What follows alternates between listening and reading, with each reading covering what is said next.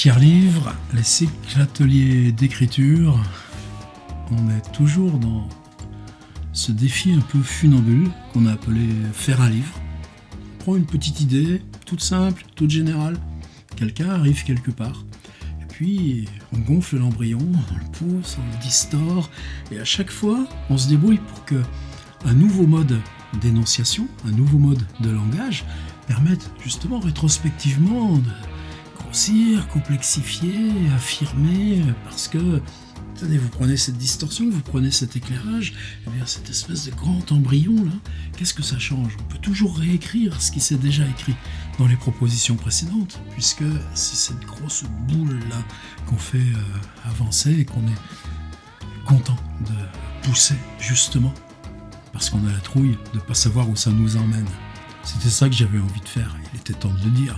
Je suis allé chercher dans la bibliothèque qui est au sous-sol quelques Thomas Bernhard, pas tout. Il y en a encore 5 ou 6 autres, c'est ses textes de théâtre, il y a aussi un livre d'entretien, c'est déjà pas mal. Ceci dit, il y en a qui sont en double. Pourquoi? Parce que ça remonte à il y a 10 ans, le séjour au Québec, prof invité de création littéraire à l'Université de Montréal, l'UDEM, et à l'Université Laval à Québec, alors qu'en France, prof de création littéraire, ça existait même pas. Alors évidemment, on avait emmené une grosse cantine, c'est 2 cantines en ferraille là, achetées chez Leroy Merlin, et, c'était moitié pleine de livres, le reste en fringues, il y en avait des bouquins. Mais à mesure que je travaillais avec les étudiants, et puis aussi c'est peut-être ce retour sur soi-même qu'un séjour à l'étranger implique, mais Thomas Bernhard, il faut que je relise du Thomas Bernhard. Pour moi, c'est ça la lecture, c'est ça ce qu'on doit aux auteurs. Cette espèce de pulsion, c'est de celui-ci à ce moment-là que tu as besoin. C'est lui et pas un autre, ou elle et pas une autre, que tu as besoin de relire à cet instant. Alors à côté de l'UDEM, à Montréal, il y avait une librairie, je crois qu'elle a fermé depuis d'ailleurs. Enfin en tout cas c'était une librairie littéraire qui continuait, alors je me les suis achetés en poche. Alors comme ici ça circule, comme il y en a d'autres aussi qui doivent être là, dans ceux que j'utilise plus en atelier et qui sont un peu flingués.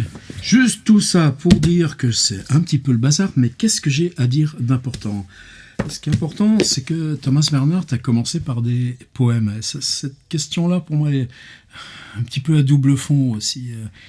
Cette fonction du travail sur le poétique, bien sûr, qui pour certaines d'entre nous emmène vers cet art avec de l'absolu qu'est la poésie, avec ses propres techniques, etc., et son propre univers de référent. Et ça, moi, c'est pas mon domaine. Et pour tant d'auteurs, mais pas obligatoirement, comment ce travail sur le mécanisme de la langue est une phase de transition pour appréhender le devenir récit. Donc Thomas Bernhard est un de ceux chez qui cette phase poétique est une phase d'apprentissage et de transition, période où il y a critique et journalisme, et puis en même temps des scénarios.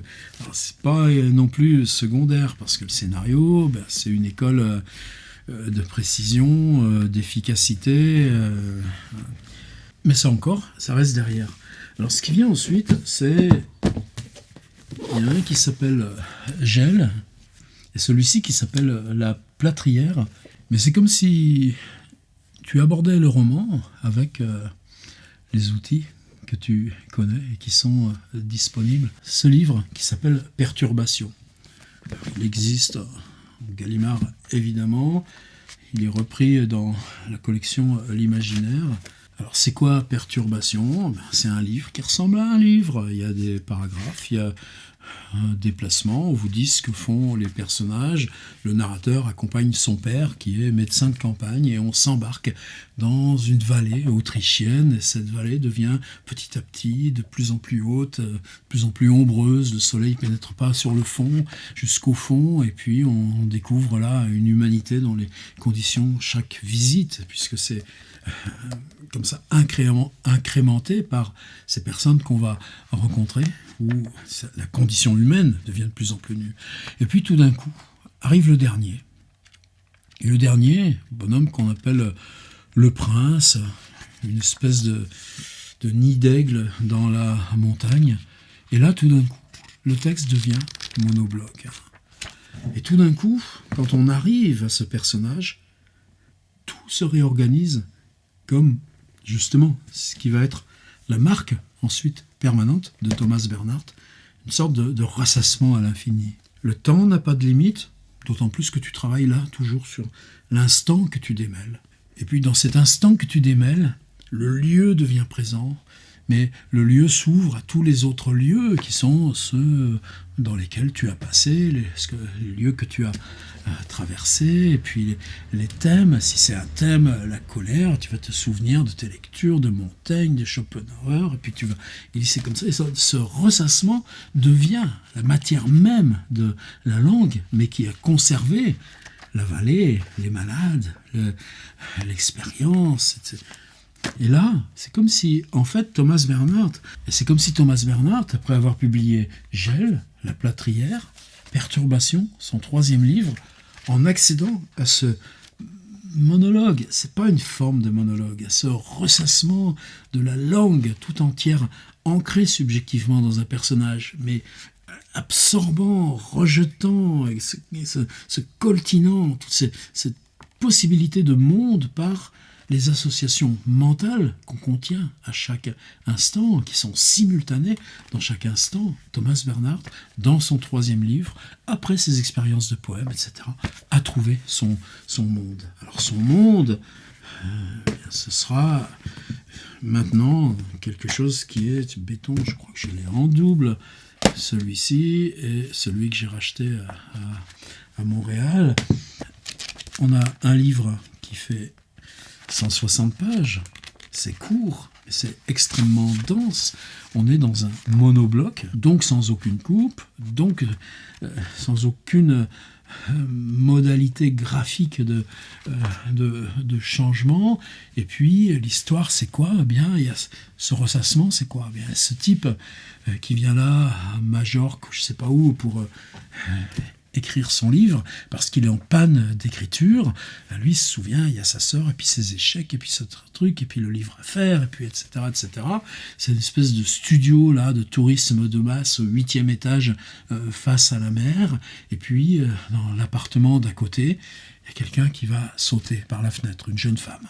Eh bien, dans le temps même de la chute, ce temps de la chute, le bruit de la chute, vont organiser la totalité du bloc, l'obsession du bloc. C'est quoi l'écriture par rapport à celle qui se jette ? Toi, tu te jettes aussi dans l'écriture. Est-ce que c'est la même mort qu'on risque dans le livre et qu'elle risque en se jetant là, du 8e étage de l'immeuble en béton, au trottoir, en béton aussi ? Ça, c'est Thomas Bernhard. Et ensuite, il y a ce chevauchement, avant que j'en arrive à vraiment la proposition, mais on est typiquement dans ce que je cherche dans ce cycle, c'est-à-dire on ouvre les différentes pièces de la littérature. Peut-être que cette chambre qu'a ouverte Thomas Bernhard ne va pas convenir à tout le monde. Par contre, le fait de savoir qu'existe cette pièce, même si vous allez la laisser vide et inoccupée, parce que vous, votre projet, il n'est pas à cet endroit-là, eh bien, vous ouvrez un espace de résonance. Vous allez savoir dans chaque point de votre écriture. Alors là, on va l'explorer exprès, ce fonctionnement du ressassement à la Thomas Bernhard. Si ça ne vous concerne pas, vous le saurez pourtant qu'à quelques points de votre écriture, des tensions narratives, de tout ce que vous avez pu développer jusqu'ici, il y a la possibilité de arrêter le récit. Et que si on arrête le récit à cet endroit-là, ça part dans tous les sens. la totalité des réminiscences, la totalité des associations. L'instant peut se déplier comme on peut faire tenir 160 pages sur la chute de quelqu'un du 8e étage au trottoir dessous. Si ça concerne l'écriture, eh bien ça, c'est possible à quelque endroit, quelque point, de quoi que ce soit qu'on ait écrit, de quoi que ce soit que vous ayez là développé depuis les 9 exercices qu'on a fait ensemble. Alors par exemple, je vais prendre peut-être un qui me touche le plus ou deux qui me touchent peut-être plus dans l'ensemble. Là, j'ai plus que le poche. Des arbres à abattre. Vous connaissez l'histoire. On est à Vienne, cette ville-là de l'opéra, du théâtre, de cette grande tradition. Il y a l'acteur vedette qui est venu faire... Et le moment spatio-temporel de l'histoire, puis on est dans cet appart de la bonne société, pas très loin du théâtre, et puis on attend que la vedette, que monsieur l'acteur paraisse. En attendant, juste ça, on attend. Et le narrateur, lui, il est assis dans un fauteuil. On nous dit que c'est un fauteuil à oreille.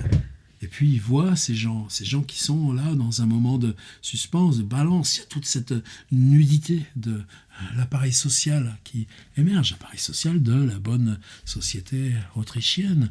Et puis la question du spectacle, elle n'est pas encore là, le spectacle, puisqu'on l'attend. C'est nous-mêmes, le spectacle. Et de ce ressassement, ce sera ce moment d'attente. Lui, narrateur isolé dans son fauteuil à oreille, et tout ce qui passe de cette frange d'humanité restreinte dans son champ de regard. Et là, vous tenez vos 160 pages. Là, je l'ai pas. C'est un qui s'appelle Maîtres anciens. Le type, il vient au musée voir une toile, toujours la même. Il s'assoit sur le banc face à la toile, et puis il y a les conversations avec le gardien, etc. Et ce qui passe, c'est la relation à la peinture, c'est la relation à la musique, c'est qu'est-ce qui se passe quand on se sépare de la ville pour venir là, au musée. C'est ça le ressassement de Maîtres anciens. J'en ai un aussi là, par contre, je l'ai en double, si c'est pas en triple, le naufragé. Alors toujours ce problème, pourquoi mettre du Giacometti là? Non, c'est le contraire. Moi, je t'aurais mis ça du Daumier, mais c'est quoi le naufragé? En allemand, ça s'appelle pas du tout le naufragé, ça s'appelle der Untergeher. Celui qui va dessous. Autre chose. C'est pas le naufrage. De descendre, d'aller dessous. On est à Salzbourg, c'est l'été, c'est une masterclass de piano avec un grand pianiste qui s'appelle Horowitz. Vous connaissez Horowitz? Cherchez là sur vos internets, vous en trouverez plein de vidéos avec comment il joue Horowitz, peut-être même déjà dans vos disques. Un sommet du piano. Horowitz fait une masterclass à Salzbourg, dans une coloc réservée pour les stagiaires, arrivent 3 jeunes musicaux, des hommes. Et dans ces 3, il y a le narrateur. Et donc on comprend que le narrateur, il est devenu écrivain. Et on va comprendre que c'est dans cette masterclass qu'il a bien compris et que finalement, lui, il deviendrait écrivain et pas pianiste de concert. Et puis il y a l'autre, justement... On revient de son enterrement, il s'est suicidé. Et pourtant, c'était quelqu'un de plus qu'honorable.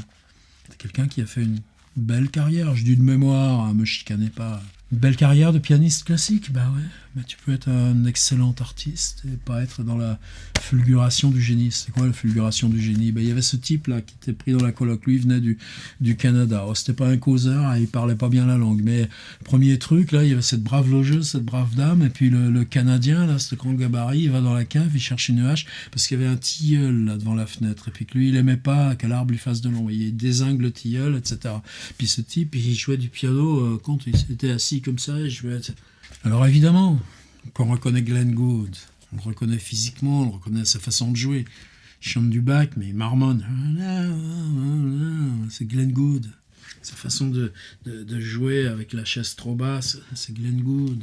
Alors Glenn Gould, il n'est pas encore Glenn Gould. Vous savez, cette phrase d'Adorno, si Beethoven ne s'était pas pris pour Beethoven longtemps avant d'être Beethoven, il n'y aurait jamais eu de Beethoven. Moi, je pense toujours à cette petite phrase dans un coin. Il se trouve que Glenn Gould est devenu Glenn Gould. Il se trouve que il n'est pas encore, il est brouillon, il ne s'est pas réalisé encore comme Glenn Gould. N'empêche que, dans sa manière de massacrer le piano, le narrateur, lui, a compris que c'était pas la peine qu'il continue le piano et que, ouais, va dans l'écriture, gars.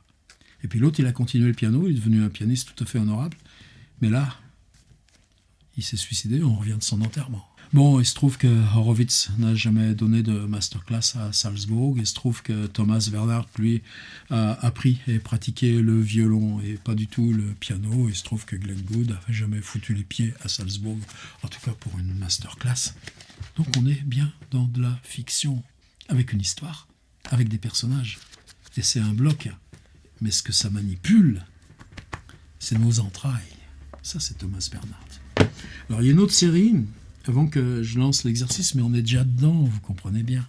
On ouvre, on déchire, et là, il n'y a plus de limite. C'est ça, mon exercice. Ça. Il faut bien faire ça une fois. Après, c'est à vous de voir si ça vous intéresse, si ça vous intéresse pas. Mais savoir que, quel que soit le point de votre écriture, il y a ce danger possible qui est là. Ce danger ou cet accomplissement. Ça sera à vous de choisir. Alors, qu'est-ce qui est important chez Thomas Bernhard? C'est une suite de livres. J'en ai 3 ici. 4. Ils sont là. Tiens, surgit aussi le neveu de Wittgenstein. C'est totalement inqualifiable, ce livre. Si vous avez envie d'être dans une cour d'établissement psychiatrique avec un grillage qui sépare les malades graves de ceux qui sont juste là pour une cure, et puis que de l'autre côté du grillage, il y a ce type avec qui vous commencez de converser régulièrement et qui se dit neveu de Wittgenstein. Bah, si vous voulez pas le lire, vous, offrez-le. Mais encore un autre des sommets improbables de Thomas Bernhard. Donc, une suite de livres. La cave, le froid, le souffle. Des plis biographiques. Simplement, ça raconte pas une vie. C'est 3 instants d'une vie. 3 instants, si je prends la cave, duquel je me suis souvent servi aussi en atelier d'écriture, ce jeune garçon ce jeune type, élevé par son grand-père, dans l'immédiat après-guerre, va au lycée. Ce jour-là, il décide de faire demi-tour. Les gens qui allaient dans le même sens que lui, il les voit dans le sens opposé. Tu vois les visages, les destins, il y a la discussion avec le grand-père. Tu lâches l'école, ok. Tu veux gagner ta vie, ok. Allez, lance-toi. Trouve un job, c'est chez un épicier. Le nom, je vous laisse tomber. Vous irez chercher tout seul si ça, si vous le voulez. Trouve un petit emploi chez un épicier. Pas de la nom de chèque, en tout cas c'est Vienne. Qu'est-ce que tu fais comme boulot ce premier hiver? Ben, tu vas être dans la cave, tu vas dégermer les pommes de terre. Dans l'immédiat après-guerre. Tu as quitté le lycée, tu voulais expérimenter la vie, le salaire, l'autonomie, et ben tu es dans le fond d'une cave et tu dégermes des pommes de terre. Accessoirement, c'est comme ça que tu choperas la pneumonie, c'est comme ça que la pneumonie dégénérera en tuberculose, accessoirement, c'est comme ça que tu te mettras à écrire. Eh bien, le froid. Tu es dans cet établissement, là, comme dans la montagne magique, même chose qu'à Davos, à un moment donné, où vous avez fait un pneumothorax. Et puis tu es sur le balcon, tu as 20 ans, et tu comprends dans le milieu de la nuit que finalement tu survivras. Le souffle, le froid, la cave, est-ce que ça raconte une vie? Voilà 3 instants qui ont été pour vous des moments clés. Tu sais pas pourquoi tu le fais. Pourquoi tu as décidé de plus aller à l'école? Pourquoi tu as pris ce matin-là le chemin opposé? Mais si tu reviens sur cet instant, la suite, la compréhension, les justifications, elles seront rétrospectives, elles seront lointaines, arbitraires. Parce que chacun d'entre nous, on a plus que 3 de ces instants-là qu'on puisse déplier. Et c'est quoi la différence par rapport à un livre comme Extinction, le dernier livre de Thomas Bernhard, ou Le naufragé ou Maîtres anciens? C'est quoi ce qui sépare l'instance autobiographique de l'instance de la fiction, puisque c'est exactement la même chose qu'on travaille. Celui-ci qui a un statut un peu encore différent, un enfant, c'est-à-dire c'est le même personnage que dans la cave, le froid, le souffle. Simplement un enfant, c'est le rapport au grand-père. Voilà, peut-être quelque chose de cette simplicité qu'on n'atteint qu'une fois dans sa vie, chose de l'aveu, souvenir. Donc, quand on vous embarque à chanter les chants nazis et qu'il n'y a pas le choix, ou à la fin de la guerre, cet avion américain en feu au-dessus de vous, l'équipage saute en parachute, et puis les soldats tirent et les dégomment un par un, avec ces parachutes qui continuent de descendre doucement avec les cadavres.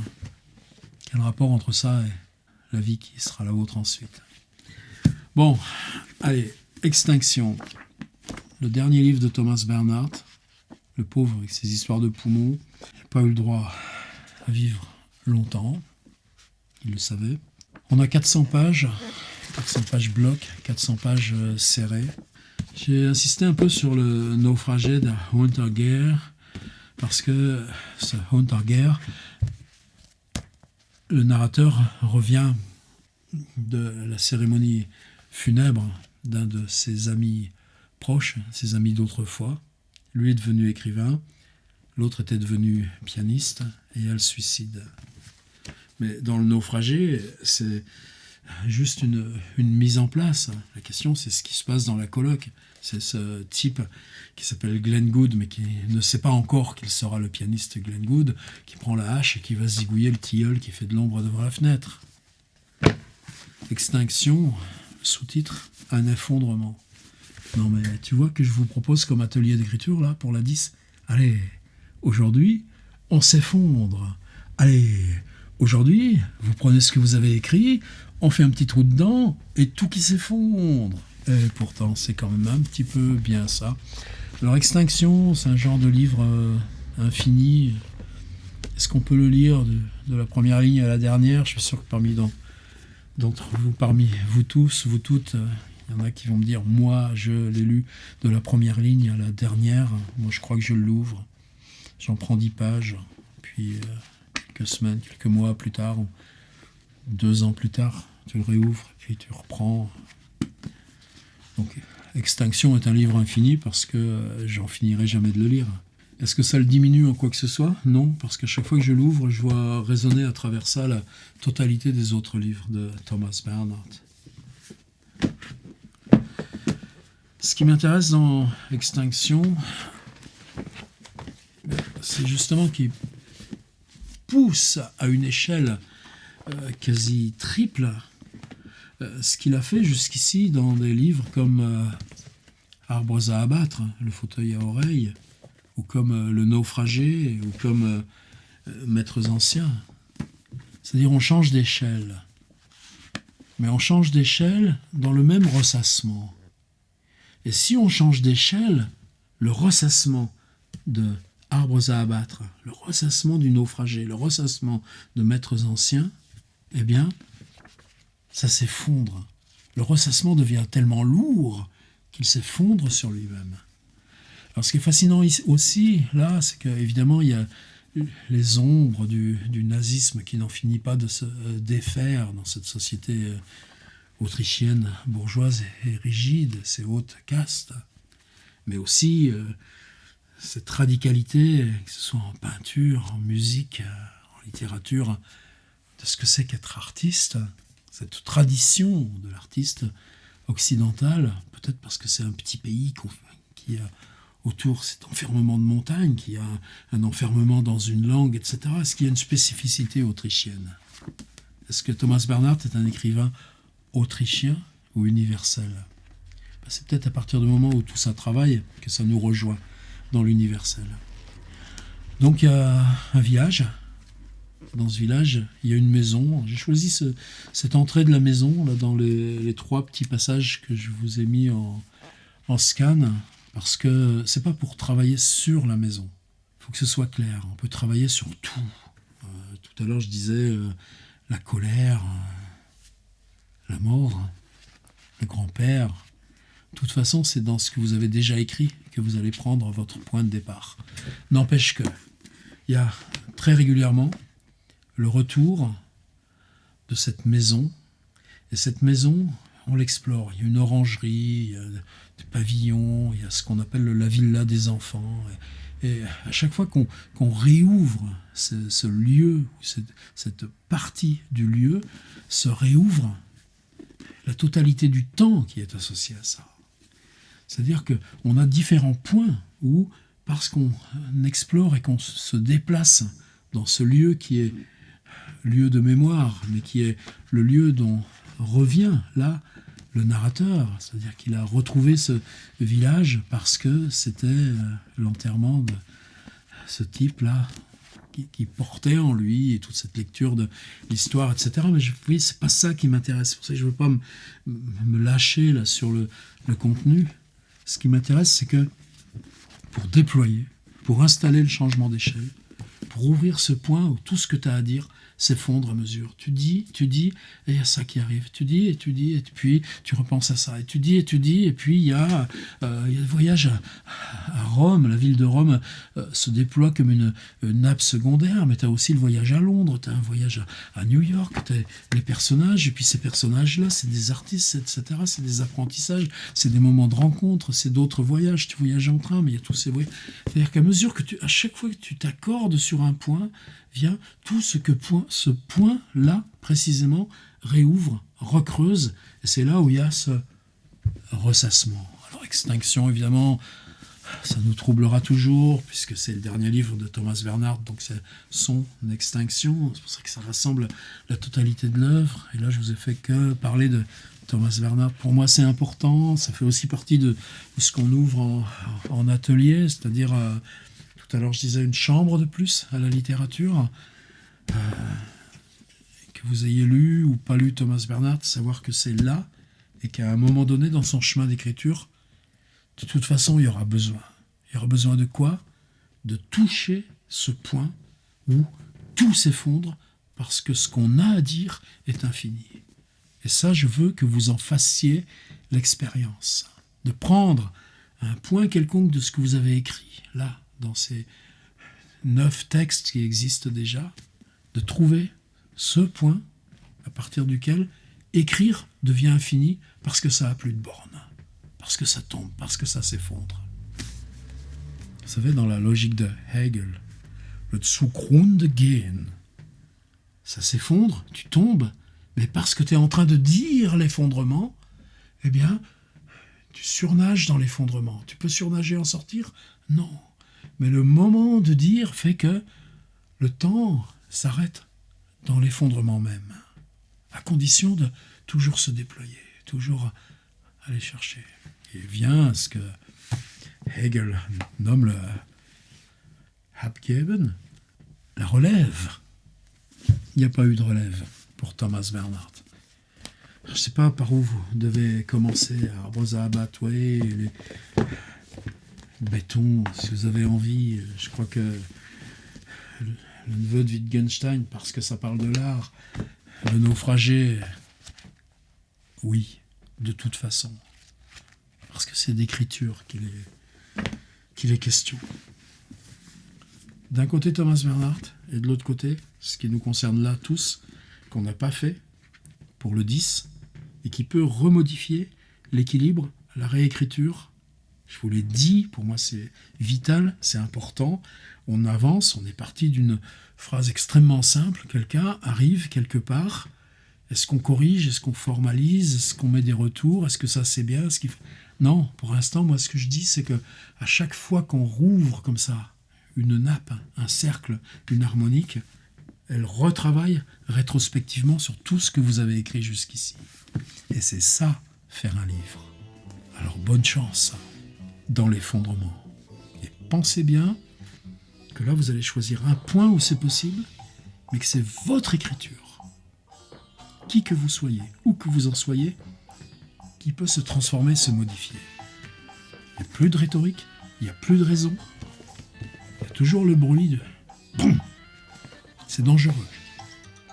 Et ce danger-là que vous allez expérimenter maintenant, parce qu'il y a la masse critique et qu'il y a déjà tous ces PDF là, qui sont des expériences de récit qui sont constituées, ce qu'on va faire là peut faire trembler rétrospectivement dans la réécriture, dans la reprise, tout ce qu'on a écrit jusqu'ici. Et c'est ça, moi, mon approche de la réécriture.